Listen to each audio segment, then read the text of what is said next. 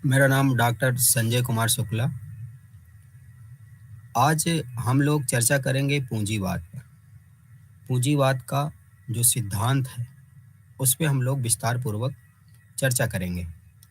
जैसा कि पूंजीवाद एक ऐसी विचारधारा की ओर इंगित करती है जिसमें पूंजी सबसे महत्वपूर्ण एक साधन के रूप में दिखाई देता है। और पूंजीवाद को जब हम उसके अर्थ को, उसके परिभाषा को देखते हैं तो देखते हैं कि हम सामान्यतः पूंजीवाद को उस प्रणाली या आर्थिक तंत्र को कहेंगे जिसमें उत्पादन के साधनों पर, जो मोड ऑफ प्रोडक्शन है, उत्पादन के जो साधन है उसमें निजी स्वामित्व होता है, व्यक्तिगत स्वामित्व होता है। और जिसका जो उत्पादन होता है, जिसका प्रमुख उद्देश्य होता है कि हम उससे अधिक से अधिक कितना लाभ कमा लें। ठीक है। तो जब हम जो इकोनॉमिक मेथड है, जो आर्थिक पद्धति है, जब उसकी बात करते हैं तो उसमें देखते हैं कुछ पॉइंट दिखाई देते हैं। जैसे पूंजी का निजी स्वामित्व होता है, नंबर एक पे आता है। दूसरा आता है उत्पादन के साधनों पर व्यक्तिगत नियंत्रण होता है। जो पूंजी होता है, जो कैपिटल होता है, जैसे कोई मशीन हो गया, कोई उत्पादन के साधन हो गए, श्रम हो गया, ये सब क्या होते हैं? ये सब पूंजी एक कैपिटल बनाते हैं एक व्यक्ति का। ठीक है। तो उस पे जो स्वामित्व होता है, उसमें जो वो होता है वो एक निजी व्यक्ति का होता है, एक व्यक्तिगत होता है। और होता है उत्पादन के साधनों पर जो उनका होता है वो व्यक्तिगत, उनका पूरा होल्ड होता है, होलिस्टिक मतलब कंट्रोल होता है एक व्यक्ति का। और उसमें जब हम देखते हैं पूंजीवाद में तो देखते हैं, दिखाई देता है कि स्वतंत्र औद्योगिक प्रतियोगिता होती है। ठीक है। कि वो एकदम स्वतंत्र होता है, उसमें किसी का नियंत्रण नहीं होता। और उपभोक्ता जो वस्तुएं हैं, जो उससे उत्पादित उपभोक्ता वस्तुएं हैं, वो उनका जो वितरण होता है वो अनियंत्रित होता है। ठीक है। अब हम उसके कुछ पूंजीवाद है जिसको समझने के लिए, जैसे पूंजीवाद को हमने जो समझा तो ये एक आर्थिक तंत्र को कहते हैं जिसमें निजी उत्पादन के साधनों पर निजी स्वामित्व होता है और जिनका उद्देश्य होता है पूंजी का अधिक से अधिक लाभ कमाना।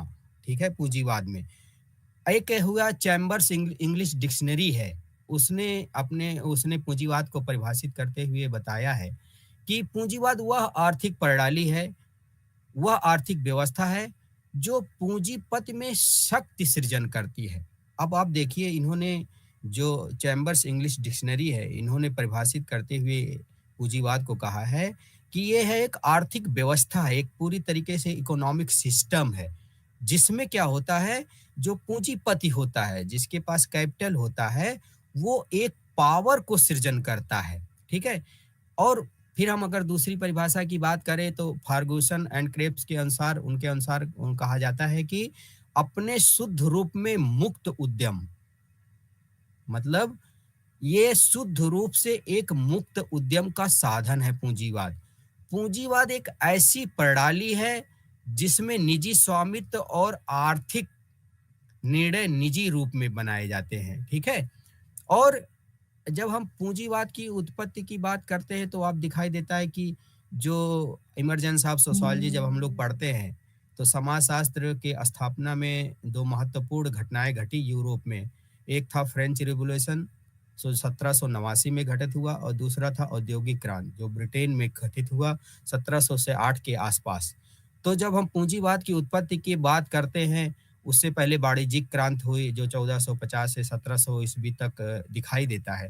उसके बाद जो औद्योगिक क्रांति हुआ, जिसने जो कुटीर युग थे, जो कृषि आधारित प्रणाली थी, उसको उसने उस क्रांति ने पूरी तरीके से परिवर्तित कर दिया। और अब जो उत्पादन था वो बड़ी मात्रा में होना शुरू हुआ। जब हम औद्योगिक क्रांति की बात करते हैं तो उसमें कुछ चीजें जानना जरूरी है। औद्योगिक क्रांति के माध्यम से दो वर्ग दिखाई देते हैं। जैसा कि आप कार्ल मार्क्स जब पढ़ते हैं तो उन्होंने ऐतिहासिक भौतिकवाद सिद्धांत में उन्होंने अपना बताया है कि जो पूंजीपति है, ठीक है, उसमें उन्होंने दो प्रकार के वर्गों की बात करी है। एक होता है बुर्जुआ वर्ग और दूसरा होता है सरवारा वर्ग। जो बुर्जुआ वर्ग है वो साधन संपन्न है, जिसको हम बोलते हैं हैव्स। और जो प्रोलेटरेट है, जो सर्वहारा वर्ग है, वो साधन विहीन वर्ग कहलाता। मतलब औद्योगिक क्रांति के परिणाम स्वरूप जो पूंजीवाद निकल के आता है, उसमें 2 वर्ग का परिकल्पना दिखाई देता है, जिसमें एक हैव्स है और दूसरा हैव्स नॉट है। जो हैव्स है वो साधन संपन्न है, उसके पास पूंजी का नियंत्रण है, उसके पास अधिकाधिक पूंजी नियंत्रित होती है। और जो हैव्स नॉट है, जो कार्ल मार्क्स के विचारधार में कि कार्ल मार्क्स के विचार से अगर हम बात करें, तो जो हैव्स नॉट है उसको बोलते हैं शर्वहारा या प्रोलेटरेट। वो साधन विहीन वर्ग कहलाता। मतलब 2 वर्ग दिखाई देते हैं, एक साधन संपन्न जिनको हैव्स, और दूसरा साधन विहीन जिसको हैव्स नॉट, जिसको बुर्जुआ बोलेंगे और सर्वहारा वर्ग बोलेंगे। और जो बुर्जुआ वर्ग है, उसमें उत्पादन के जो साधन है, उसका उस पे पूरी तरीके से कंट्रोल होता, और ये बहुत छोटा वर्ग दिखाई देता है। जो पूंजीपति दिखाई देगा वो बहुत छोटा वर्ग है। लेकिन जो हैव्स नॉट है, जो साधन बीन है, जो सर्वहारा वर्ग है, जब आप उसको देखेंगे तो वो एक विशाल जनसमूह दिखाई देता है, जो उत्पादन के साधनों में अपने श्रम के माध्यम से उत्पादन प्रणाली को हमेशा बनाए रखता है। और जो साधन संपन्न वर्ग है, और उसमें जो है पूंजी तथा उत्पादन पर उसका पूरी तरीके से आप देखेंगे होल्ड दिखाई देता है, प्रभुत्व दिखाई देता है। और जो श्रमिक वर्ग है, उसको सिर्फ अपने श्रम से ही मतलब होता है। वो श्रम से ही जो उत्पादन होता है उसी से अपना जीविका और उपार्जन करता है। और पूंजीपति वर्ग, जो मार्क्स के नज़र में जिसको हम बुर्जुआ कहते हैं, वो अपने उत्पादन से अधिकाधिक लाभ कमाने का काम करता है। लेकिन जब हम श्रमिक वर्ग की बात करेंगे, तो उसमें देखेंगे कि जो सर्वहारा वर्ग है, वो लाभ में उसका कोई हिस्सेदारी नहीं होता है, जिसको हम बोलते हैं मार्क्स के नज़र में सरप्लस वैल्यू, अतिरिक्त मूल्य का सिद्धांत उन्होंने दिया है। और इसी के माध्यम से जो बुर्जुआ वर्ग है, वो सर्वहारा वर्ग के शोषण को पूरी तरीके से वो जस्टिफाई करता है। वो शोषण के माध्यम से ही सर्वहारा वर्ग को अपने बना। जैसे एक विचारक हुए GDH कोल साहब। उन्होंने पूंजीवाद पर बहुत अच्छा अपना एक विचार दिया। उनका कहना था कि पूंजीवाद का जो परिणाम है, पूंजीवाद असुरक्षा को प्रश्रय देता है। इसका सीधा संबंध जो होता है वो मजदूरी से है, जो श्रमिकों को अलग करता है और जिसको वो खरीद और बेच सकता है। परिणाम स्वरूप श्रमिकों को तभी मजदूरी दी जाती है जब उसके श्रम को खरीदना लाभदायक हो। इसमें देखिए इम्पोर्टेंट, कोल साहब इसलिए इम्पोर्टेंट हो जाते हैं कि जो पूंजीवादी व्यवस्था है, उसमें जो पूंजीपति है, उसका तो अधिकाधिक लाभ के माध्यम से वो अपनी स्थिति तो बनाए रखता है। लेकिन जो दूसरा वर्ग है, जो सर्वहारा वर्ग है, जो श्रमिक वर्ग है, जो जिसका हमेशा शोषण ही होता रहता है, उसको सिर्फ अपने श्रम से ही मतलब होता है। वो उस श्रम को पूंजीपति तभी तक खरीदता है जब वो देखता है कि ये इसका श्रम खरीदने में हमको पूरी तरीके से लाभ दिखाई देता है। इसीलिए जब हम पूंजीवादी पूरी सिद्धांत की बात करते हैं, तो उसको अगर हम एक लाइन में कहा जाए, तो पूंजीवादी वह एक सामाजिक व्यवस्था की ओर इंगित करता है, जिसमें जो पूंजीपति होता है वो व्यक्तिगत लाभ पर आधारित होता है और अधिक से अधिक लाभ कमाने का प्रयास करता है, जिसमें पूंजी निवेश के माध्यम से, जिसको औद्योगिक क्रांति के परिणाम स्वरूप ये आपको बहुत तेजी से दिखाई देगा कि पूंजीपति एक व्यवस्था के रूप में बहुत मजबूती से समाज में अपना अस्तित्व बनाए रखा है। और जो पूंजीवादी व्यवस्था है उसमें अधिक अवसर दिखाई देता है। एक लेडलर साहब हुए जिन्होंने पूंजीवाद के संबंध में अपने जब विचार रखे, तो उन्होंने बताया कि औद्योगिक क्रांति का सबसे बड़ा जो परिणाम हुआ, यह हुआ कि इससे पूंजीपति को अबाधित लाइसेंस मिल गया।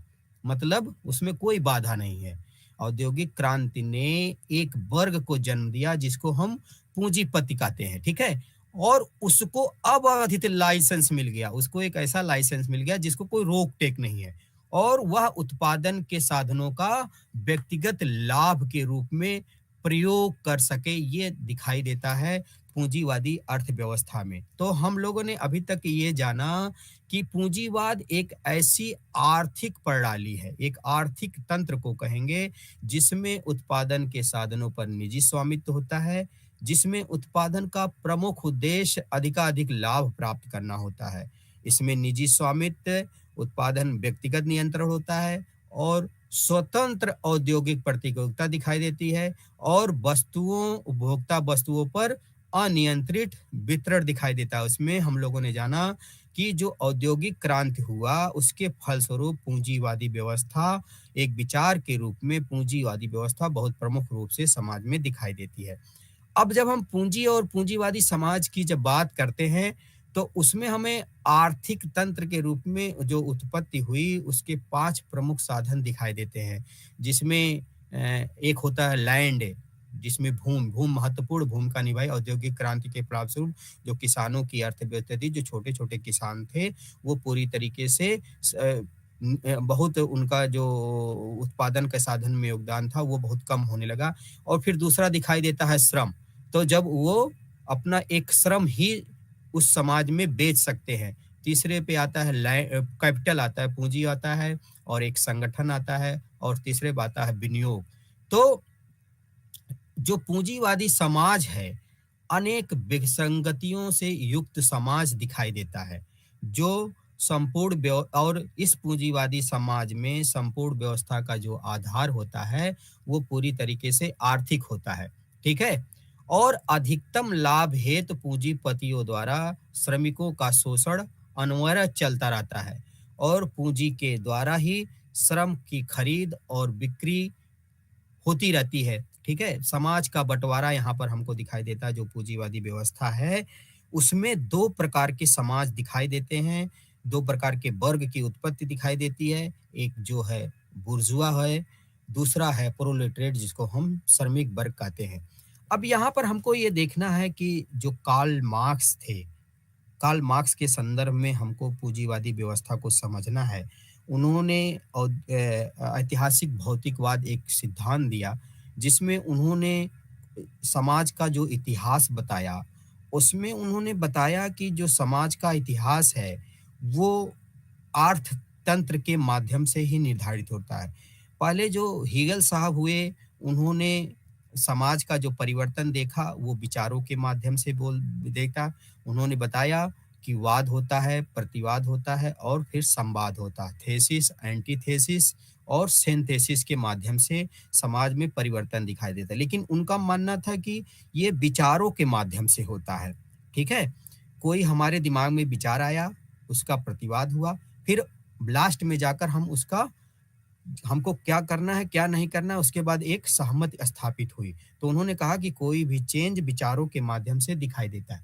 लेकिन जब हम कार्ल मार्क्स की बात करते हैं, तो उन्होंने कहा कि जो हीगल थे, वो सर के बल खड़े थे, मैं उनको पैर के बल खड़ा कर दिया। मतलब कहने का तात्पर्य था, उनका परिवर्तन का आधार विचार था, लेकिन कार्ल मार्क्स ने उसी को बदल दिया और उन्होंने कहा कि परिवर्तन का माध्यम विचार नहीं होकर उन्होंने भौतिकी को बदला। इसीलिए इनका द्वंदात्मक भौतिकवाद कहा जाता है, कार्ल मार्क्स की थ्योरी। और उन्होंने इतिहास में देखने का प्रयास किया कि समाज कैसे परिवर्तित हुआ। तो उन्होंने प्राचीन समाज में देखा, तो उन्होंने 2 प्रकार के वहाँ पर वर्ग देखे, जिसमें एक अमीर था, दूसरा गरीब था। फिर तीसरा दूसरा एक उन्होंने कहा, ऐसे धीरे-धीरे इतिहास आगे बढ़ता है। फिर दूसरा समाज जो आता है, वो दास प्रथा पर आधारित होता है। इसमें मालिक होता है और दास होता है। फिर वहाँ भी द्वंद दिखाई देता है वर्गों में, और द्वंद के माध्यम से जो तीसरा समाज आता है, उसको उन्होंने फ्यूडल स्टेज बोला। उन्होंने एक सामंतवादी व्यवस्था के रूप में देखा, ठीक है? इसमें भी उनका मानना था कि यहाँ भी द्वंद दिखाई देता है, कॉन्फ्लिक्ट दिखाई देता है, दोनों वर्ग में होते, जो सामंत हैं और जो मज़दूर हैं, जो श्रमिक हैं, इनमें भी आपस में द्वंद दिखाई देता है। इन द्वंद के परिणाम स्वरूप जो नया समाज आता है, नया वो दिखाता है, उसको उन्होंने पूंजीवादी समाज के रूप में परिभाषित किया। यहीं पर इन्होंने पूंजीवाद को ही परिभाषित किया और पूंजीवाद को परिभाषित करने के लिए उन्होंने मोड ऑफ प्रोडक्शन, उत्पादन की पद्धति के माध्यम से इसको समझाने का प्रयास किया। कहा उनको उत्पादन की पद्धति और उत्पादन संबंध और शक्तियों के रूप में दिखाई देता है, कार्ल मार्क्स उसको बाँटते हैं। उन्होंने कहा जो पूंजीवाद है, जैसे सामंतवादी व्यवस्था में उसके खत्म होने के गुण विद्यमान थे, उसी तरीके से पूंजीवाद में भी द्वंद्व दिखाई देता है। जो श्रमिक वर्ग है, वो पूंजीपति वर्ग के शोषण से इतना ज़्यादा ग्रसित हो जाएगा कि एक समय ऐसे आ जाएगा जो वो रिवोल्ट कर देंगे, क्रांति कर देंगे और पूंजीवादी व्यवस्था को पूरी तरीके से खत्म कर देंगे और जो नया व्यवस्था आएगा उसको उन्होंने समाजवादी समाज की बात करी है या उसके बाद साम्यवादी समाज की बात। ये कार्ल मार्क्स ने पूंजीवाद को परिभाषित करते हुए कहा है कि यह उत्पादन जो मोड ऑफ प्रोडक्शन है सोसाइटी का, उस पे आधारित होता है, जिसमें जो पूंजी का जो एकत्रीकरण होता है वो बुर्जुआ के हाथ में होता है। उसके पास ही अधिकाधिक संसाधन होते हैं और उसी संसाधन के माध्यम से जो दूसरा वर्ग है, जो श्रमिक या सर्वहारा वर्ग है, उसका वो शोषण करता है। इस आधार पर कार्ल मार्क्स ने पूंजीवादी व्यवस्था को समझने का प्रयास किया और कहा पूंजीवाद इतना ज़्यादा शोषण पर आधारित होगा क्योंकि पूंजीवादी व्यवस्था के माध्यम से जो वर्ग बनेंगे, जो श्रमिक वर्ग होंगे, उसमें क्लास कॉन्शियसनेस धीरे-धीरे आएगा। उन्होंने बताया स्वयं का वर्ग और स्वयं में वर्ग, मतलब class in itself, class for itself. मतलब स्वयं के वर्ग से जब क्लास फॉर इटसेल्फ बनेगा, तब दिखाई देगा कि वर्गों में चेतना दिखाई देगी और वही चेतना वर्गों का ध्रुवीकरण करेंगे और वो मिलकर पूंजीवादी व्यवस्था को पूरी तरीके से खत्म कर देंगे और एक नए प्रकार की व्यवस्था दिखाई देगी जिसको हम समाजवादी व्यवस्था के रूप में जानेंगे। ठीक है? अब हम देखेंगे कि पूंजीवाद की जो कुछ विशेषताओं के बारे में हम लोग देखेंगे कि उनकी प्रमुख विशेषताएँ क्या हो सकती हैं, लक्षण क्या हो सकते हैं। तो पहले नंबर पे आता है कि पूंजीवाद में पूंजी पर व्यक्तिगत स्वामित्व होता है। जब हम पहला लक्षण देखते हैं, तो पूंजीवादी जो व्यवस्था है, जो अगर हम समाजशास्त्रीय भाषा में कहेंगे कि वो एक सामाजिक व्यवस्था है, लेकिन अगर मार्क्स के दृष्टि में कहें, तो वो एक स्टेज के रूप में पूंजीवादी व्यवस्था को देखते हैं कि एक पूंजीवादी व्यवस्था एक स्टेज के रूप एक स्थान के रूप में देखते हैं। तो उसमें पूंजी का नंबर 1 पे आता है कि जो पूंजी होता है, उसमें एक व्यक्तिगत स्वामित्व होता है। एक व्यक्ति की निजी संपत्ति होती है पूंजी। उसी के माध्यम से वो उत्पादन के साधनों, उत्पादन के संबंध और स्वामित्व पे अपना नियंत्रण हमेशा बनाए रखता है। अगर दूसरे नंबर पे बात करें लक्षण के रूप में, तो देखेंगे कि ये जो पूंजीवादी व्यवस्था है, जो उत्पादन है उसमें व्यक्तिगत लाभ के लिए ही किया जाता है। ठीक है? इसमें समाज का लाभ और ये नहीं देखा जाता, इसमें व्यक्तिगत लाभ के लिए ही देखा जाता है। और अगर तीसरे नंबर पे हम बात करें तो पूंजीवाद के बड़े पैमाने पर उत्पादन पर बल दिया जाता है। अब देखिए पूंजीवादी व्यवस्था में क्या होता है कि अधिक उत्पादन किया जाए समाज में, जिससे अधिक से अधिक लाभ कमाई जाए। और फिर आगे अगर हम बात करते हैं तो पूंजीवादी व्यवस्था में एकाधिकार प्राप्त करने की प्रवृत्ति होती है, मतलब सब पे अपना एकाधिकार हो, होल्ड हो पूरी तरीके से, किसी का इंटरफेयर ना हो, किसी का इंटरफेयर ना हो। उसमें दिखाई देगा है कि जो पूंजीवादी व्यवस्था में एकाधिकार की प्रवृत्ति दिखाई देती है। और फिर अगर अगर आगे चल के हम बात करें तो पूंजीवादी तथा औद्योगिक क्रांति एक दूसरे के पूरक दिखाई देते हैं, क्योंकि औद्योगिक क्रांति के परिणाम स्वरूप ही एक नई प्रकार की व्यवस्था निकल के आती है, एक नया प्रकार का वाद निकल के आता है जिसको में पूंजी का ही प्रधानता होती है, इसलिए उसको हम पूंजीवाद कहते हैं, एक विचारधारा के रूप में आती है। ठीक है? तो देखेंगे तो औद्योगिक क्रांति, क्योंकि औद्योगिक क्रांति के माध्यम से ही जो कुटीर उद्योग थे, छोटे-छोटे उत्पादन के, वो भारी मात्रा में उत्पादन होता है। तो उसमें एक जो वर्ग बन के आया जिसका पूंजी पे होल्ड था, ठीक है? वो पूंजीवाद के रूप में निकल के आया, तो इसीलिए एक दूसरे के पूरक दिखाई देते हैं। लक्षण में अगर हम बात करें विशेषताओं में, जब हम पूंजीवाद की बात करते हैं तो पूंजीवाद और औद्योगिक क्रांति एक दूसरे के पूरक के रूप में दिखाई देते हैं। और फिर अगर हम बात करें तो पूंजीवाद लेजेस फेयर, जो एडम स्मिथ ने द वेल्थ ऑफ नेशन एक उनकी किताब आई थी 1776 के आसपास, तो उसमें उन्होंने बात करी। तो पूंजीवाद मतलब एक लेजेस फेयर, मतलब स्वतंत्र तर्क के सिद्धांत पर आधारित होता है। मतलब लेजर फेयर मतलब होता है कि उस पे किसी का नियंत्रण ना हो, किसी का बस ना चले, उनका व्यक्तिगत अपना होल्ड रहे पूरी व्यवस्था पे, पूरे तंत्र पे। इसीलिए इसको कहा गया पूंजीवाद लेजर फेयर के सिद्धांत पर आधारित होता है। और फिर आगे चल के देखा, अगर हम इसकी विशेषताएं या लक्षण के देखते हैं, तो पूंजीपतियों में गला काट प्रतिस्पर्धा होती है। मतलब कहेंगे आप थ्रोट तक, मतलब गले तक प्रतिस्पर्धा दिखाई दे, क्योंकि हर दूसरे एक दूसरे में आगे बढ़ने की होड़ लगी रहती है। ये विशेषताओं के रूप में हम समझ सकते हैं कि पूंजीपतियों में प्रतिस्पर्धा बहुत तेजी से दिखाई देती है, बहुत गला काट प्रतिस्पर्धा दिखाई देती है।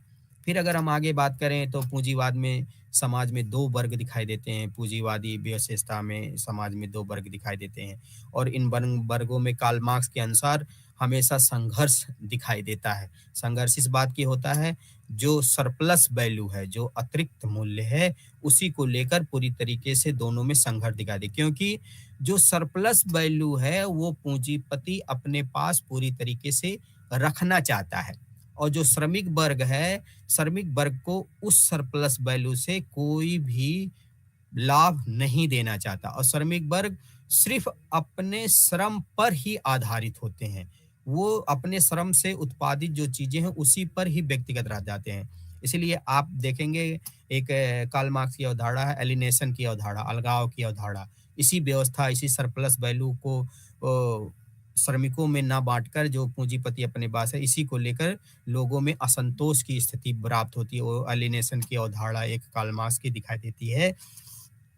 तो इसीलिए पूंजीवाद के लक्षण में एक लक्षण ये दिखाई देता है कि पूंजीवाद में समाज में दो वर्ग दिखाई देते हैं, जिसको कार्ल मार्क्स की नजर में एक बुर्जुआ कहेंगे और दूसरा सर्वहारा वर्ग कहेंगे। बुर्जुआ जो होता है उसका पूरी तरीके से उत्पादन की शक्तियों पर पूरी तरीके से होल्ड होता है, उत्पादन के साधन पर पूरी तरीके से निजी स्वामित्व होता है।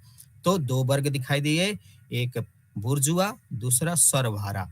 और पूंजीवादी व्यवस्था में अगर हम लक्षण की और बात करें तो दिखाई देता है श्रमिकों द्वारा उत्पन्न अतिरिक्त मूल्य पूंजीपतियों के ही हाल में जो सरप्लस वैल्यू है, वो आप देखेंगे कि जो पूंजीपति है उसी के पास ही अतिरिक्त मूल्य रहता है। जैसे किसी फैक्ट्री में कोई चीज उत्पादित हो रहा है, जब वो मार्केट में आ जाता है तो जो उत्पादन का लागत होता है उससे वो कई गुना ज्यादा उसमें बेचा जा, जैसे 1 रुपया है, अगर मार्केट में उसको बेचा जा रहा है 2 रुपए में, तो जो 1 रुपए है, 1 रुपए तो पूंजी लागत और ये सब मिला के, लेकिन जो 1 रुपए अतिरिक्त मूल्य है उसका लाभ वो श्रमिक वर्ग में नहीं देता पूंजीपति। कार्ल मार्क्स इसीलिए कहते हैं कि पूंजीवादी व्यवस्था में उसके खत्म होने के गुण उसी में ही विद्यमान है। इसलिए उनको कहते हैं द्वंद्व, जो द्वंदात्मक भौतिकवाद में कहते हैं द्वंद्व विद्यमान है, जो श्रमिकों बल में धीरे धीरे धीरे धीरे पलता रहता है। वर्गों का सर्कुलेशन होगा, उसमें वर्ग चेतना आएगी। जब वर्ग चेतना आएगी तो उनको पहचान मिलेगा कि जो हम उत्पादन कर रहे हैं उसमें हमको लाभ ही नहीं मिल रहा है, तब वो रिवोल्ट करेंगे। ये कार्ल मार्क्स की अपनी विचारधारा थी। ठीक है, तो अगर हम अगली बात करें, पूंजीवादी में वर्ग चेतना को जन्म देता है, जिसके कारण श्रमिक जो होते हैं वो संगठित होने शुरू हो जाते हैं। अब एक चीज और इंपॉर्टेंट दिखाई देता है पूंजीवादी व्यवस्था में, कि पूंजीवाद का जो चरम होता है वो होता है साम्राज्यवाद। अब साम्राज्यवाद को समझने के लिए, मतलब क्योंकि जब पूंजीवाद अपने देश में विकास के चरम पर पहुंच जाते हैं तो जिनका उत्पादन है, जो क्योंकि उन्होंने भारी मात्रा में उत्पादन कर लिया, तो उसके लिए उसको अपने बॉर्डर से पार भी जाना पड़ेगा।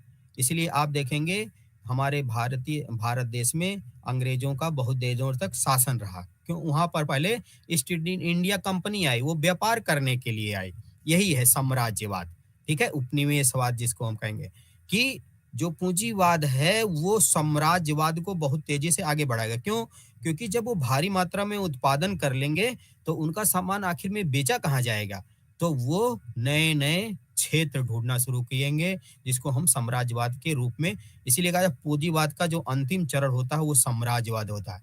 और एक विशेषता और दिखाई देती है कि पूंजीवादी जो व्यवस्था है वो अंतरराष्ट्रीय श्रमिक आंदोलन को जन्म देती है। ठीक है, मतलब आप देखेंगे बहुत सारे श्रमिक छोटे छोटे या अंतरराष्ट्रीय स्तर पर श्रमिकों के आंदोलन दिखाई देते हैं। अब हम जब लक्षण के इतने सारे बात कर लिए, अब उसके बाद हम देखते हैं कि पूंजीवाद के दोष भी तो होंगे, ठीक है? तो पूंजीवादी समाज में जो 2 वर्ग बन जाते हैं, ये इसके दोस्त के रूप में भी जाने जाते हैं। एक जिसके पास साधन है, साधन संपन्न वर्ग और एक साधनहीन वर्ग। अब जिसमें असमानता दिखाई देती है समाज में, ठीक है? जो साधन संपन्न वर्ग होता है, जो बुर्जुआ वर्ग होता है, उसके पास सारे संसाधन होते हैं। लेकिन जो साधन विहीन जैसे श्रमिक वर्ग है, उसके पास सिर्फ़ अपने जीविकोपार्जन चलाने के लिए ही उतने ही उसके पास धन होते हैं, ठीक है? इस व्यवस्था में दोष दिखाई देता है कि धनी और अधिक धनी होते चले जाते हैं और निर्धन और भी निर्धन होते चले जाते हैं। तो जो समाज में गैप दिखाई देता है वो बहुत तेजी से बढ़ता दिखाई देता है। जो अधिक धनी है वो और उनके पास चूंकि पैसा है वो कहीं भी लगा सकते हैं, उसके माध्यम से वो और धनी दिखाई देते हैं और निर्धन बेचारा और गरीब होता चला जाता है, ठीक है? और जो पूंजी का वितरण है, आप देखेंगे असमान होता है। बहुत सारे विकसित देश देखेंगे, विकासशील देखेंगे और अविकसित देश देखेंगे आप। ये सिर्फ़ पूंजीवादी व्यवस्था के कारण ही दिखाई देता है कि अधिकांश देशों में पूंजी का असमान वितरण दिखाई देता है। जैसे अफ्रीकन कंट्रियन, एशियन बहुत सारे गरीब देश दिखाई देते हैं। पूंजीवाद एक उसका दोष दिखाई देता है कि ये साम्राज्यवाद को जन्म देता है। अब साम्राज्यवादी नीति में क्या होता है, दूसरे देशों को आप कब्जा कर लेते हैं, वो अपनी नीतियाँ चलाने लगते हैं, अपना आप सामान बेचने लगते हैं, वो देश अपना कुछ कर नहीं पाता, उसको गुलाम बनाकर रखा जाता है। जैसे कार्ल मार्क्स ने जो ऐतिहासिक भौतिकवाद में दिया, उसने उसमें दास प्रथा की जो बात करी, उसमें कुछ लोगों को दास बनाकर रखा जाता था।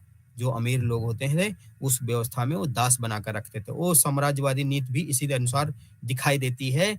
आप जब देखेंगे पूरे गहराई से तो दिखाएँगे कि आपको एक गुलाम बना, जैसे हमारे भारतीय देश में, भारत में अंग्रेजों का जब शासन था, तो आप देखेंगे बहुत सारी अव्यवस्था दिखाई देती थी, ठीक है? और पूंजीवाद वर्ग संघर्ष को उत्पन्न करता है। अब आप इसमें देखेंगे जो कार्ल मार्क्स कहते हैं क्लास स्ट्रगल, वर्ग संघर्ष का सिद्धांत उन्होंने दिया है। और पूंजीवाद के परिणाम, पूंजीवाद जब अपने चरम पे आता है और शोषण बढ़ जाता है श्रमिकों का, जो सर्वहारा वर्ग का है, तो सर्वहारा वर्ग अलिनेशन जो सरप्लस वैल्यू है, उसमें जब उसको हिस्सा नहीं मिलता है, तो उसमें धीरे-धीरे आप दिखाई देंगे कि जो कार्ल मार्क्स ने एक अवधारणा दी अलिनेशन का, अलगाव का अवधारणा, तो वो समाज में दिखाई देता है अलगाव। और जो छोटे-छोटे कुटीर उद्योग या छोटे-छोटे व्यापारी हैं, वो सब एक होना शुरू होते हैं क्योंकि उसमें उनमें क्लास कॉन्शियसनेस दिखाई देता है, ठीक है? वर्ग चेतना धीरे-धीरे जब आना शुरू होती है, तब उनको लगता है कि हम सबकी स्थितियाँ एक हैं और वो सब यूनाइट हो जाते हैं। इसीलिए कहा जाता है कि पूंजीवादी व्यवस्था का जो दोष दिखाई देता है, उसमें वर्गों में संघर्ष दिखाई देता है और जिसका अंतिम परिणाम क्रांति होती है, जो कार्ल मार्क्स कहते हैं, क्रांति के माध्यम से उस व्यवस्था को हम उखाड़ फेंकेंगे। इसीलिए उन्होंने एक कम्युनिस्ट मैनिफेस्टो का, उसमें उन्होंने कहा मजदूरों एक हो जाओ, तुमको बेड़ियों के खोने के सिवा कुछ नहीं खोना है और पाने के लिए पूरा संसार है, ठीक है? और पूंजीवाद में जो बाल श्रम है या स्त्री श्रम है, इसका शोषण कुछ अधिक मात्रा में दिखाई देता है, ठीक है? आप छोटे-छोटे बच्चे 14 साल से कम के बच्चे भी बहुत सारे उत्पादन के उसमें लगे होते हैं, स्त्रियाँ भी लगी, लेकिन उनको उस अनुसार वेजेज़ नहीं दिए जाते, उनको उन श्रम का मूल्य उसी अनुसार नहीं दिया जाता है। और पूंजीवादी व्यवस्था में आप देखेंगे कि बहुत प्रतियोगिता के माध्यम से लोगों में अलिनेशन की घर कर जाता है। पूंजीवाद में श्रम पूंजी संसाधनों का अंधाधुंध दोहन दिखाई देता है और पूंजीवादी व्यवस्था अराजकता को भी जन्म देती है, ठीक है? पूंजीवाद में बड़े पूंजीपति छोटे पूंजीपति को खा जाते हैं। आप देखेंगे जो बड़े-बड़े उद्योग घराने हैं, वो छोटे-छोटे को आगे पनपने नहीं देते हैं, ठीक है? पूंजीवाद बेरोजगारी को भी बढ़ाता है। मशीनों के चूँकि अधिक पूंजीवादी व्यवस्था में मशीनों का अधिक उपयोग होता है, इसलिए बेरोजगारी की व्यवस्था, बेरोजगारी बहुत तेज़ी से आगे बढ़ती रहती है पूंजीवादी व्यवस्था में। इस तरह क्या से अगर हम देखें, तो पूंजीवादी व्यवस्था चूँकि इसमें पूंजी महत्वपूर्ण स्थान निभाता है, इसलिए इसको एक एक आर्थिक प्रणाली के रूप में हम देख सकते हैं। अब इसमें एक चीज़ और जानना ज़रूरी है पूंजीवादी व्यवस्था में इसमें जानना यह है कि एडम स्मिथ साहब थे। एडम एडम स्मिथ को पूंजीवादी का जनक के रूप में जाना जाता है। इसमें उन्होंने 2 किताबें लिखी थी। एक था the theory of moral sentiments, ये 1759 में इन्होंने लिखी थी।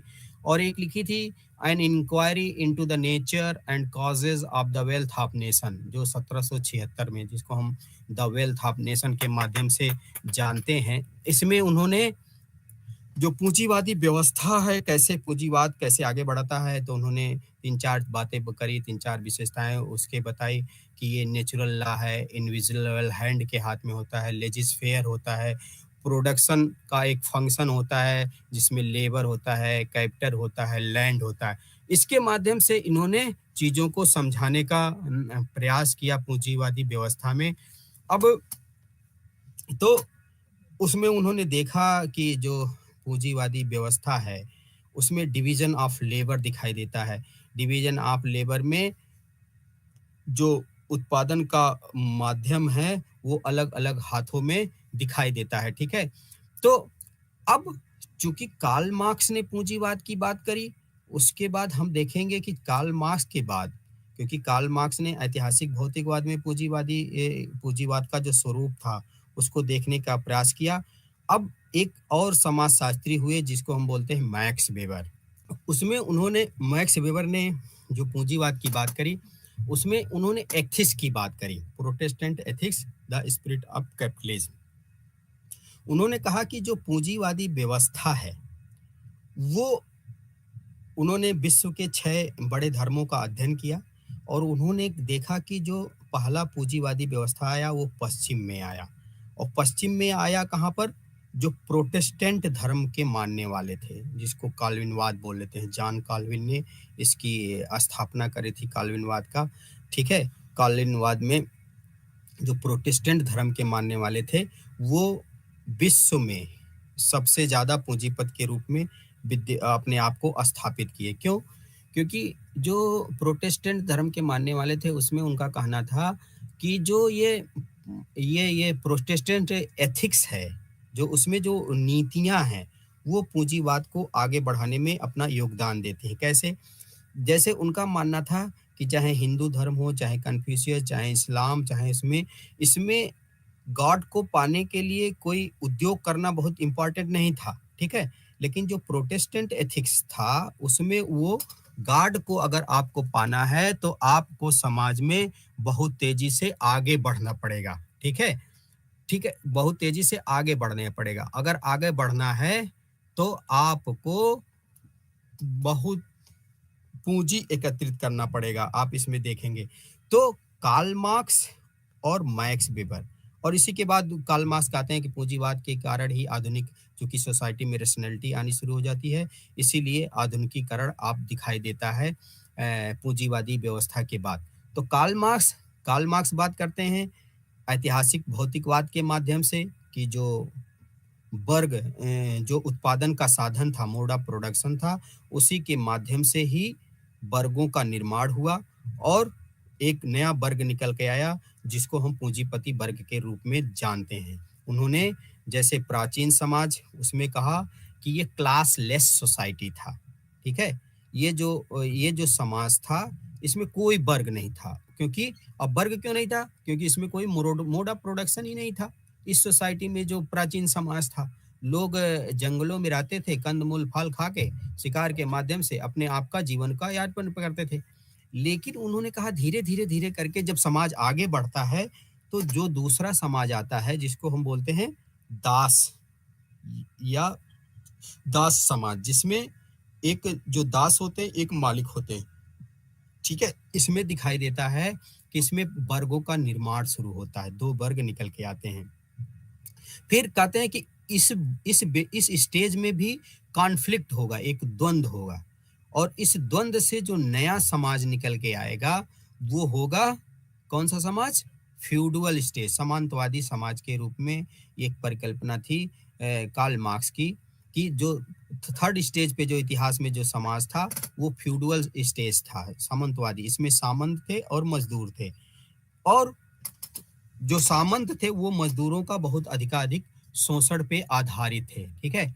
ये शोषण के माध्यम से इनको आप देखेंगे कि अ, शोषण के माध्यम से इस व्यवस्था में असंतोष उत्पन्न होगी मजदूरों में और वो लोग उनके खिलाफ रिवोल्ट करेंगे।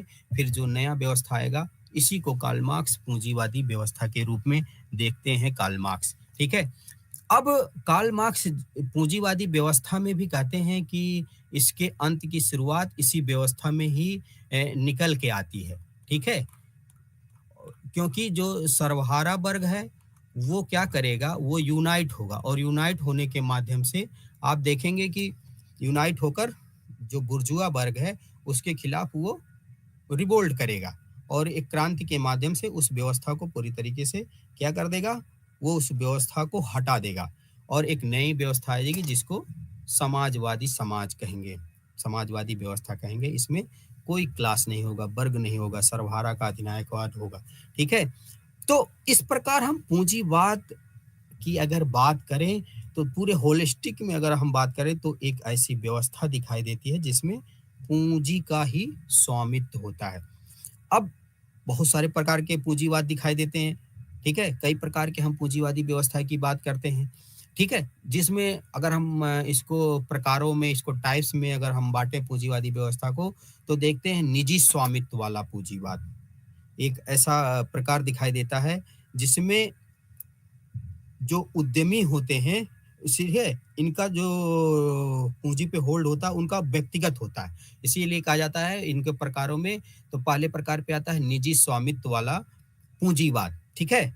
इस या उद्यमियों के स्वामित्व वाला पूंजीवाद, मतलब जो स्वामित्व होता है पूंजी पर वो व्यक्तिगत होता है, हमारा निजी होता है, ठीक है? जैसे अगर हम बात करें जैसे मुकेश अंबानी, अडानी, ये सब इनका इनका पूरी व्यवस्था पे होल्ड होता है। और फिर होता है दूसरे प्रकार का पूंजीवाद दिखाई देता है समाज में, क्या होता है, राज्य राज्य वाला पूंजीवाद। यह मॉडल, इस मॉडल में सरकार अर्थव्यवस्था को नियंत्रित करती रहती है। जैसे हमारा जो जब देश आजाद हुआ तो मिश्रित अर्थव्यवस्था हम लोग देखते हैं भारतीय समाज में, तो वही जिसमें चीजों पर राज्य का होल्ड होता है, ठीक है? और पूरी अर्थव्यवस्था पर जो स्टेट होता है उसका होल्ड होता है, ठीक है? तो पहले प्रकार का है निजी स्वामित्व वाला पूंजीवाद। इसमें दिखाई देता है कि जो पूंजी पर स्वामित्व है वो निजी हाथों में है।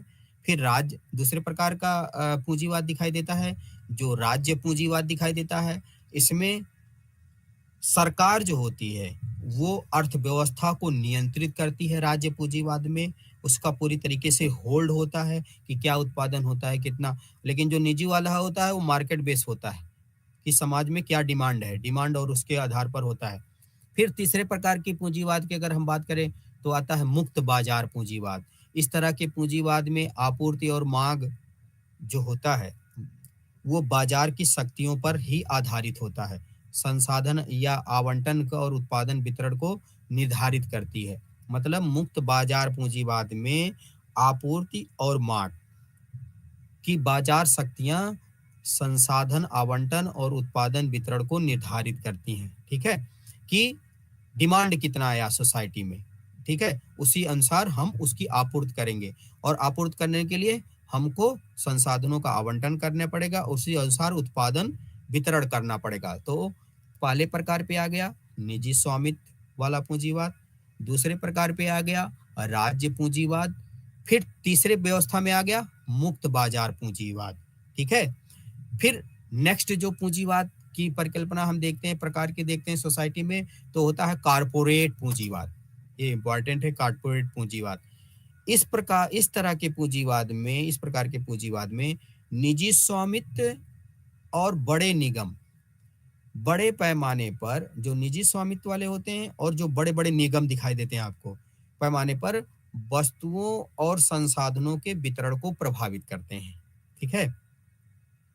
जो कारपोरेट पूंजीवाद है उसमें जो निजी स्वामित्व वाले हैं और बड़े बड़े निगम में बड़े बड़े लोग बैठे होते हैं, वो बड़े पैमाने पर वस्तुओं और संसाधनों के वितरण को प्रभावित करते हैं।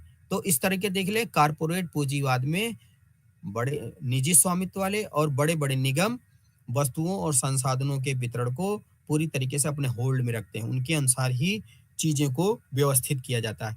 फिर एक फिर एक नए प्रकार की पूंजीवाद दिखाई देती है जिसको बोलते हैं वित्तीय सॉरी वित्तीय पूंजीवाद। अब वित्तीय पूंजीवाद में हम देखते हैं कि इस तरह के पूंजीवाद में वित्तीय क्षेत्र की अर्थव्यवस्था पर हावी रहता है। ठीक है, इस तरह के वित्तीय जो पूंजीवादी व्यवस्था दिखाई देते हैं। फिर एक नया आता है पूंजीवाद जिसको बोलते हैं हम सामाजिक पूंजीवाद। इस तरीके के पूंजीवाद में समानता जैसी सामाजिक अवधारणाओं को लागू किया जाता है। मतलब समाज में समान वितरण हो, गरीब अमीर में कोई बहुत ज्यादा भेद ना दिखाई देता, बहुत ज्यादा अंतर नहीं दिखाई दे। ठीक है, इसलिए इस तरीके के पूंजीवादी व्यवस्था को हम लोग देखते हैं। अब आता है उद्यमी पूंजीवाद। ठीक है, इस तरह के पूंजीवाद में छोटे व्यवसाय और स्टार्टअप की भूमिका पर जोर दिया जाता है। जैसे आजकल जो वर्तमान सरकार है वो स्टार्टअप पर कुछ ज्यादा फोकस कर रही है कि हमारे हर, जैसे उत्तर प्रदेश की अगर हम बात करें, वन डिस्ट्रिक्ट वन प्रोडक्ट के बाद हो रही है। तो जो उद्यमी पूंजीवादी व्यवस्था परिकल्पना है, इसमें छोटे व्यवसाय और स्टार्टअप की भूमिका पर जोर दिया जाता है। तो अगर हम बात करें तो पूंजीवाद के कई प्रकार दिखाई दे दे रहे हैं हमारे समाज में। जिसमें नंबर एक आ गया निजी स्वामित्व वाला पूंजीवाद, जिसमें व्यक्ति का व्यक्तिगत स्वामित्व होता है पूरे संसाधनों पर। दूसरा आ गया राज्य पूंजीवाद, जिसमें अर्थव्यवस्था पर सरकार का पूरी तरीके से होल्ड होता है, राज्य का, स्टेट का होल्ड होता है कि क्या उत्पादन करना है, क्या वितरण करना है, इसमें पूरी तरीके से सरकारी तंत्र का हस्तक्षेप होता है। फिर आता है मुक्त बाजार पूंजीवाद। इसमें आपूर्ति और मांग बाजार की शक्तियों पर जो संसाधन का आवंटन और वितरण को निर्धारित करता है। इस तरीके के पूंजीवाद है मुक्त बाजार में। फिर आता है कारपोरेट पूंजीवाद। इस तरीके के पूंजीवाद में निजी स्वामित्व और बड़े निगमों को बड़े पैमाने पर वस्तुओं और संसाधनों का वितरण दिखाई देता है। मतलब कारपोरेट पूंजीवाद में जो निजी स्वामित्व वाले होते हैं और बड़े निगम बड़े पैमाने पर वस्तुओं और संसाधनों के वितरण को प्रभावित करते हैं। फिर आता है वित्तीय पूंजीवाद। इसमें इस तरह के पूंजीवाद में वित्तीय क्षेत्र जो होता है अर्थव्यवस्था पर पूरी तरीके से हावी रहता है। ठीक है, फिर आता है सामाजिक पूंजीवाद। जैसा कि हम बताए कि पूंजीवाद में इसमें समानता और सामाजिक अवधारणाओं को लागू किया जाता है कि जैसे कल्याणकारी राज्य की अवधारणा। ठीक है, तो ये सामाजिक पूंजीवाद जो एक प्रकार है पूंजीवाद का, उसमें दिखाई देगा कि समानता पूरी तरीके से सोसाइटी में रहे। ठीक है, फिर आता है उद्यमी पूंजीवाद। इसमें स्टार्टअप और छोटे छोटे व्यवसाय के माध्यम से चीजें, इस तरीके से अगर हम पूरी तरीके से पूंजीवादी व्यवस्था को देखें तो पूंजीवाद एक आर्थिक प्रणाली या तंत्र है जिसमें उत्पादन के साधनों पर निजी स्वामित्व होता है और इसे कभी कभी व्यक्तिगत स्वामित्व के पर्यायवाची के तौर पर भी हम देखते हैं। तो इस तरीके से अगर पूरा ओवरऑल हम एक समापन करना चाहें तो देखेंगे कि पूरी तरीके से पूंजीवादी जो व्यवस्था है उसमें उसमें जो दिखाई देता है कि एक आर्थिक प्रणाली के रूप में दिखाई देता है। इसमें एडम स्मिथ का द वेल्थ ऑफ नेशन के माध्यम से उन्होंने, इसीलिए एडम स्मिथ को इसका जनक भी कहा जाता है। ठीक है, एडम स्मिथ को पूंजीवाद का जनक कहा जाता है। फिर कार्ल मार्क्स की बात करें, कार्ल मार्क्स ने उत्पादन के साधनों के माध्यम से पूंजीवाद को समझाने का प्रयास किया है। पूंजीवाद को एक स्टेज के रूप में देखता है कि इतिहास में जब पूंजीवादी व्यवस्था आई, पूंजीवादी अर्थव्यवस्था दिखाई दी, तो उसमें ये दिखाई देता है कि जो पूंजीपति में दो प्रकार के वर्ग बन के दिखाई देते हैं। ठीक है, तो और जब हम मैक्स वेबर की बात करें, क्योंकि अगर हम समाजशास्त्र में बात करें तो समाजशास्त्र में कार्ल मार्क्स, एडम स्मिथ और मैक्स वेबर, तीन लोगों की बात करना बहुत आवश्यक है। अब जब हम इन तीनों की बात कर, क्यों उसने प्रोटेस्टेंट, मैक्स वेबर ने Protestant ethics and the spirit of capitalism के माध्यम से उन्होंने कहा कि जो काल्विनवादी जिनके जन्मदाता काल्विन, जॉन काल्विन थे, और उसमें जो प्रोटेस्टेंट धर्म के मानने वाले थे, वो पूँजीवादी व्यवस्था में पूँजीपति के रूप में सबसे ज़्यादा विकसित हुए। क्यों? क्योंकि उनके धर्म में ही, उनके एथिक्स में ऐसी चीज़ें लिखी थी कि जो पूँजीवादी व्यवस्था को आगे बढ़ाने में योगदान देता था।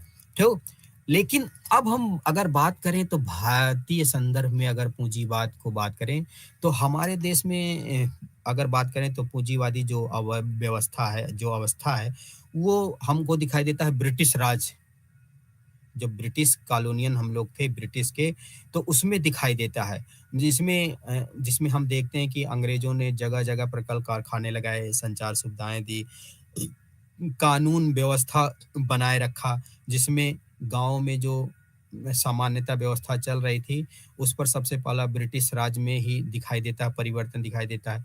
मतलब देखें तो वास्तव में अंग्रेज़ों ने ही भारत में अपने पाँव जमाने के लिए पुरानी जो भूमि व्यवस्था थी, उसमें आमूल-चूल परिवर्तन दिखाई देता है। ठीक है? उन्होंने जो नई लगान व्यवस्था लागू की, जो नई लगान व्यवस्था के परिणामस्वरूप दिखाई देता है कि इसने गाँव की ज़मीन पर लोगों के जमने के लोगों को जो ज़माने से चली आ रही जो मिल्कियत थी, वो ख़त्म कर उसकी जगह भू-स्वामित्व के 2 रूपों को जन्म दिया, जिसमें देश में कुछ भागों में जमींदार और कुछ अन्य भागों में किसान की निजी मिल्कियत दिखाई देने लगी, ठीक है? अगर हम भारत के में पूँजीवादी की व्यवस्था क बात करें, तो इसमें ये दिखाई देता है कि अंग्रेजी राज के दौरान ही ये व्यवस्था पूरी तरीके से आगे बढ़ते हुए दिखाई देती है। क्यों? क्योंकि अंग्रेज़ों के आने के बाद से बहुत चीज़ें बहुत तेज़ी से बदलने लगी। कल कारखाने लगाए जाने लगे, संचार सुविधाएँ बनाने लगे, कानून बनाने लगे और जो ज़मींदारी व्यवस्था थी, जो भू-स्वामित्व के जो रूप थे, जो बहुत सामान्यतः मतलब मिल्कियत जो थी, उसको ख़त्म 2 रूप दिखाई दिया है, एक ज़मींदारी व्यवस्था और कुछ इन लोगों में किसानों पर। इस तरह अगर हम बात करें तो सामंतवादी व्यवस्था जो थी, उसी के बाद हम भारत में दिखाई देते हैं कि पूँजीवादी व्यवस्था पूरी तरीके से दिखाई देना शुरू हुई, ठीक है? और जो किसानों की निजी मिल्कियत को कानूनी दर्जा अंग्रेज़ों ने देना शुरू किया, अंग्रेज़ी राज में कृषि क्षेत्र में सबसे पहली बार पूँजीवादी व्यवस्था प्रारंभ की। क्यों? कैसे पूँजीवादी भारत में प्रारंभ हुई? क्योंकि जो किसानों का खेती था, किसान थे, उसको निजी मिल्कियत को कानूनी दर्जा दे दिया गया, ठीक है? अब जो कृषि भूमि थी, कृषि भूमि राज्य की नहीं रह गई, किसानों की मिल्कियत बन गई। इस संदर्भ में अगर हम बात करें तो दिखाई देता है ए.आर. देसाई का।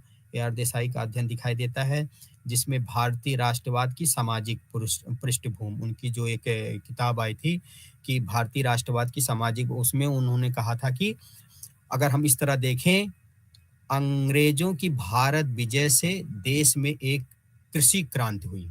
मतलब ए.आर. देसाई साहब अपनी पुस्तक भारतीय राष्ट्रवाद की सामाजिक पृष्ठभूमि में कहते हैं कि अगर हम देखें अंग्रेजों की भारत विजय से देश में एक कृषि क्रांति हुई, जमीन की निजी मिल्कियत की प्रथा शुरू हुई, शुरू करके अंग्रेजों ने कृषि के पूंजीवादी विस्तार की आवश्यक शर्तों की सृष्टि की। ये जो निजी स्वामित्व देना शुरू किया अंग्रेजी ने, उसके माध्यम से ये अपने आर देसाई साहब ने बताया कि भारत की पूर्व पूंजीवादी सामंती अर्थतंत्र की पूंजीवाद रूपांतरणों के कारण में भूमि संबंधों पर परिवर्तन सबसे प्रमुख रूप में दिखाई देता है। अब ये तो ए आर देसाई साहब अपने किताब भारतीय राष्ट्रवाद की सामाजिक पृष्ठभूमि में लिखते हैं कि जो अंग्रेजों ने जमीन की निजी मिल्कियत जब शुरू की, वहीं से हम पूंजीवाद के रूप में देखना प्रारंभ करते हैं। भारत में पूंजीवादी व्यवस्था के उद्गम और विकास पर कई समाजशास्त्रियों, अर्थशास्त्रियों और राजनीतिक विज्ञानों ने कार्य किए हैं। इसमें बहुत सारे लोगों ने, इसमें मार्क्सवादियों ने भी बहुत कुछ कहा है। इस समस्त अगर हम वितरण की बात करें तो ब्रिटिश राज के बाद से आज तक भारत में जो कुछ हुआ, उसमें पूंजीवादी व्यवस्था बराबर आगे बढ़ती हुई दिखाई देती है, ठीक है? अ, जो मतलब कार्ल मार्क्स के बाद से ही कार्ल मार्क्स ने एशियाटिक उत्पादन पद्धति के माध्यम से उन्होंने बताया था कि यहाँ पर पूंजीवादी व्यवस्था पूरी तरीके से फल फूल नहीं पाई, क्योंकि एशियाटिक उत्पादन पद्धति के माध्यम से बढ़े। और अगर हम भारत के पूरी होलिस्टिक समझते, जो हरित क्रांति हुई, हरित क्रांति ने कृषि में भी पूंजीवादी व्यवस्था को स्थापित कर दिया। 60 के दशक के बाद से जब हरित क्रांति हमारे देश में आई, उसके बाद ये दिखाई दे कृषि में भी पूंजीवादी व्यवस्था धीरे धीरे प्रारंभ होना शुरू हुई। और जब हम इसका विश्लेषण अब पूरी तरीके से हम पूंजीवादी व्यवस्था का अगर हम पूरी तरीके से व्यवस्था करें, तो कार्ल मार्क्स ने कैपिटल में, दास कैपिटल में पूंजीवाद का पूरी तरीके से विस्तार पूर्वक वर्णन किया है। और उन कार्ल मार्क्स जब वर्णन करते हैं तो उसके आधार पर दिखाई देता है कि पूंजी, उनका विश्लेषण जो होता है पूंजीवाद के संदर्भ में, कि उत्पादन शक्तियों और संबंधों के आधार पर वो वर्णन करते हैं, जो मोड ऑफ प्रोडक्शन होता है पूंजीवाद का, उसके आधार। और उनका तर्क था कि जब उत्पादन शक्तियां बढ़ती हैं तो पूंजीवाद का विस्तार होता है। ये किसने कहा? ये कार्ल मार्क्स की मानना था कि जब उत्पादन शक्तियां बढ़ती हैं तो पूंजीवाद का पूरी तरीके से विस्तार होता है। ठीक है। लेकिन इस विस्तार के साथ ही उत्पादन का जो संबंध है, उत्पादन की शक्तियों से बहुत दूर हो जाते हैं। ठीक है। और परिणाम स्वरूप इसमें द्वंद्व दिखाई देता है। इसी कारण ज्यों-ज्यों पूंजीवाद बढ़ेगा, मार्क्स का अपना थीसिस है कि विरोध भी बढ़ेगा। एक दिन ऐसा आएगा, मार्क्स का कहना था कि क्रांति होगी। जिस तरह दासता की लाश पर सामंतवाद खड़ा हुआ था, जिस तरह सामंतवाद की लाश पर पूंजीवाद खड़ा हुआ था, वैसे ही पूंजीवाद की लाश पर समाजवाद खड़ा होगा। और यह भौतिकवादी द्वंद्व है, यही इतिहास की भौतिकवादी अवधारणा है, यही उत्पादन पद्धतियों के बदलाव का परिणाम है। ठीक है। इस प्रकार अगर हम कार्ल मार्क्स की नज़र में बात करें तो पूंजीवादी व्यवस्था मोड ऑफ प्रोडक्शन पर आधारित है। जैसे जैसे उत्पादन शक्तियाँ बढ़ेंगी, पूंजीवाद पूरी तरीके से आगे बढ़ता जाएगा। लेकिन उसका उनका अपना अलग थीसिस था कि इसी में ही पूंजीवाद के अंत का रूप भी है। जैसे जैसे ये उत्पादन बढ़ते जाएगा, शोषण बढ़ता जाएगा, मजदूर सर्वहारा वर्ग एक होते जाएंगे और ये क्रांति के माध्यम से इस व्यवस्था को पूरी तरीके से नकार देंगे। तो जब हम इसको पूरी तरीके से पूंजीवादी व्यवस्था की समअप करेंगे, तो उसमें हम देखेंगे सामान्यतः पूंजीवादी व्यवस्था एक आर्थिक प्रणाली है, एक आर्थिक तंत्र की ओर इशारा करता है, जिसमें जो मोड ऑफ प्रोडक्शन है, जो उत्पादन के साधन है, उस पर निजी स्वामित्व होता है। पूंजीवादी व्यवस्था एक ऐसी आर्थिक तंत्र की ओर इंगित करता है जिसमें उत्पादन का जो साधन है उसमें निजी स्वामित्व होता है, और इस उत्पादन का प्रमुख उद्देश्य जो होता है वो अधिक मतलब बहुतायत मात्रा में लाभ प्राप्त करना होता है। तो पूंजीवादी व्यवस्था को हम इस रूप में देख सकते हैं।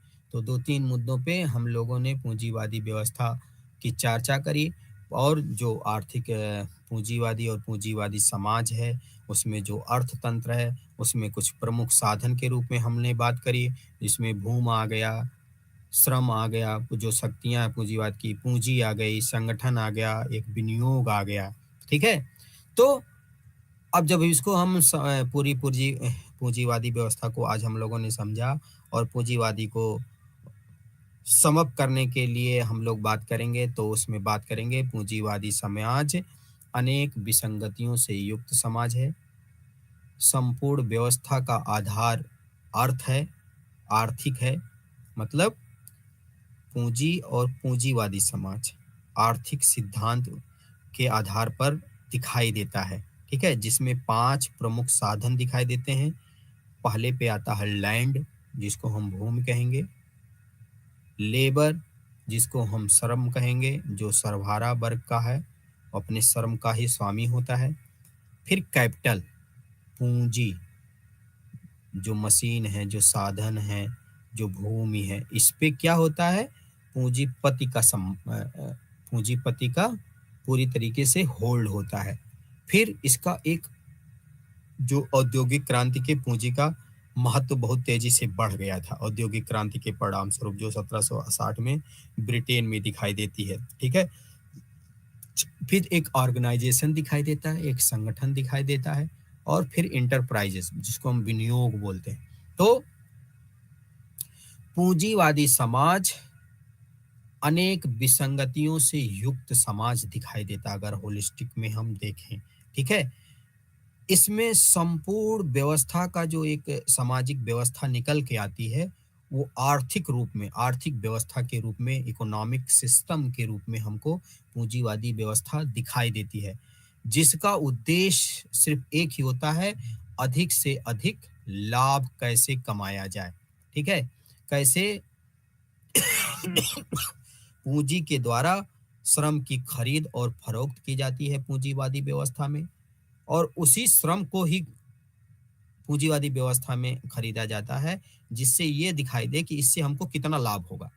अगर लाभ ज़्यादा नहीं होगा तो उस श्रम को वो खरीदेंगे ही नहीं वो व्यवस्था में, ठीक है। इसीलिए कहा गया कि ये विसंगतियों से युक्त समाज है पूंजीवादी व्यवस्था में, क्योंकि वो उसी श्रम को खरीदेंगे जहाँ उनको लाभ दिखाई दिया, ठीक है। और पूरे उस समाज को अगर हम देखेंगे पूंजीवादी व्यवस्था में, तो बटा हुआ समाज दिखाई देता है। जैसे दो वर्ग बन जाते हैं जो कार्ल मार्क्स कहे कि बुर्जुआ वर्ग और सर्वहारा वर्ग। बुर्जुआ वर्ग पूंजी पर उसका पूरी तरीके से होल्ड होता है, स्वामित्व होता है, और जो सर्वहारा वर्ग होता है वो सिर्फ अपने श्रम का ही स्वामी होता है, अपने श्रम से कमाए हुए बेसिस पे ही अपना होल्ड रखता है। लेकिन जो वो उत्पादन करता है किसी वस्तु का, और जो वो मार्केट में आने पे जिसका अतिरिक्त मूल्य जो होता है, जो कार्ल मार्क्स बोलते हैं, अतिरिक्त मूल्य पर उसका कोई अधिकार नहीं होता है, ठीक है। और उसी उसी कार्ल मार्क्स का मानना था कि इसी के परिणाम स्वरूप एक समय ऐसा आएगा जब जो सर्वहारा वर्ग है वो उसमें वर्ग चेतना आएगी, और वर्ग चेतना जब आएगी तब वो जो छोटे छोटे छोटे छोटे जैसे गुमटी वाले ये सब मिलके ये सब क्या होंगे, यूनाइट होंगे, सर्कुलेशन होगा क्लास वर्गों का, और जब ये एक हो जाएगा और सब कहेंगे सबका दर्द एक ही है, क्या है, शोषण। कौन कर रहा है, पूंजीपति। पूंजीपति जो ये अतिरिक्त मूल्य है उसमें हमारा कोई हिस्सा नहीं दे रहा है, तो क्या होता है, अतिरिक्त मूल्य में कोई हिस्सा नहीं देगा तो क्या करेंगे ये लोग यूनाइट होंगे और उस व्यवस्था के खिलाफ, पूंजीपति वर्ग के खिलाफ ये क्या करेंगे, क्रांति करेंगे, और एक नए प्रकार के समाज की उत्पत्ति होगी जिसको हम समाजवादी समाज कहेंगे। तो आज के क्लास में हमने क्या क्या जाना, हमने ये जाना कि पूंजीवाद क्या है।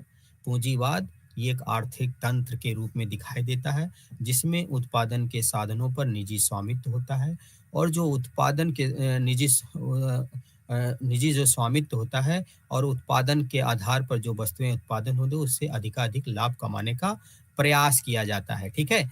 इसमें दो वर्ग औद्योगिक क्रांति के फलस्वरूप हम देखते हैं कि पूंजीवादी व्यवस्था का उद्भव सबसे ज़्यादा हुआ औद्योगिक क्रांति के परिणाम स्वरूप।